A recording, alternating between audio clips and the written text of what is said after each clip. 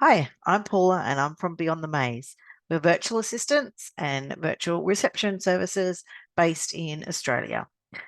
Today, I'm going to talk to you about a day in the life of a VA. So, the other day, somebody asked me, what's it like in a day of a life of a VA? And I thought this would be a great topic because some people just don't know what a VA actually does. Obviously, I can only speak from the experience that happens here in the office, and VAs can do a um, quite a range of different things. And if you want to know what sort of things a VA can do, then have a look at my video, what is a virtual assistant? Today, though, I'm going to speak to you about what it's like in the day in the life of a VA. Basically, what will happen is we'll come into the office, or my team are currently at home. So it's based, their home based offices, and the first thing they'll do is log into the phone system. Now, our phone system covers from 7 a.m. to 7 p.m. currently, but we're looking to change that to 24 hours at some point when we get enough load from clients. But the day shift will come in and they'll log into their phone system, so they can start getting phone calls from the minute basically the system starts for the day. Now, the way that's set up is that we set times for our clients. Obviously, in daylight saving time, a lot of our Queensland clients aren't going to start at 7 o'clock. They might start at 8, 8:30, 9 o'clock. So they've got different times in our system where we can set that up so the phones only ring at certain times or certain days if clients only want their phones answered in certain days. Then the girls, they might open their email addresses. So we have a program that we use called Shift, and that program actually allows us to add in all the different email addresses that we would get access to. The beauty of this program is that if you're in and out for, say, Google, for example, multiple Gmail or G Suite accounts, then what can happen is that once you log into one email account, it'll log you out of another Gmail account, which is not great when you're flicking in and out of email accounts all the time. Shift will actually allow you to be logged into all the different email accounts at the same time. So primarily, Shift only uses Google and Outlook.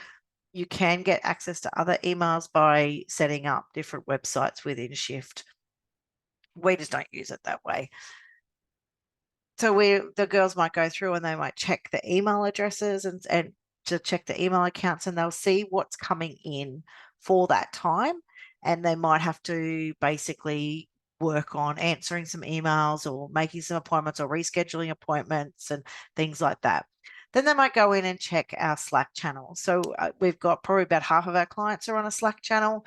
We'll have it that our clients might have put in, can you reschedule this appointment, or I'm running late in traffic. Can you tell the person I'm going to be late, or it might be really late, so they'll have to be rescheduled, sort of what everything comes. So I guess at the beginning of the morning, the tasks that are being done are quite reactive, and they're things that have come up overnight or early in that morning that need to be done to keep the day sort of moving along. Then the team might do some invoicing. So some invoicing is done before the appointments start for the day, and then the rebates are done in the afternoon. Other invoices, sorry, are done maybe the next day after those appointments have been held, or they've been done at the end of the day. So depending on what sort of client they look after and what the client's needs are, is really where their workload goes. Obviously, throughout the day, they're answering calls and they're addressing the calls, the work that comes with those, which is mainly appointment booking or following things up or leaving messages for our practitioners or our clients.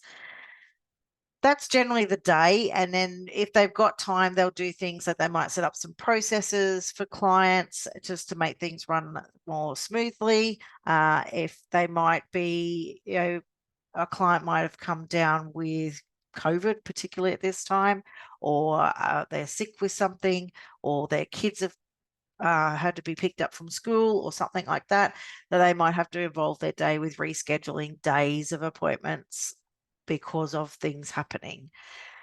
So it really is like we can be proactive to a certain degree, and we know generally all of our clients are, on a day-to-day basis that we're looking after them quite regularly. So the team know what is coming in, and they know what to expect from a day-to-day basis on a general consensus. So that there's things in there that they'll be like, okay, I've got to do invoicing now, or I've got to do these rebates now, or I've got to follow up these referrals and things like that. Or, on the financial planning side, I've got to follow up these applications. So we really, the team know the roles that they're in, and they know what needs to be done for each client. And there'll be things that need to be done on certain days. So a day in the life of a VA it can be very different day in, day out. It's not necessarily something that is very rigid and very much the same every single day. We always say to our people that we interview that it's never going to be a boring life being a VA, because it's very interesting with all the different things that you have to do. You get a phone call which might be completely different to what you might have done yesterday. We really can't pinpoint what we've done in the life of a VA, but that's a general idea on how it is to be a VA. If you're interested in using a VA for your business, please click on the link below and book in a time with us so we can have a chat to you on how a VA might help your business. And if we can't help you, or if we don't have the skill set to help you, then we can point you in the direction to find someone that can help you. So until then, bye for now. Talk soon.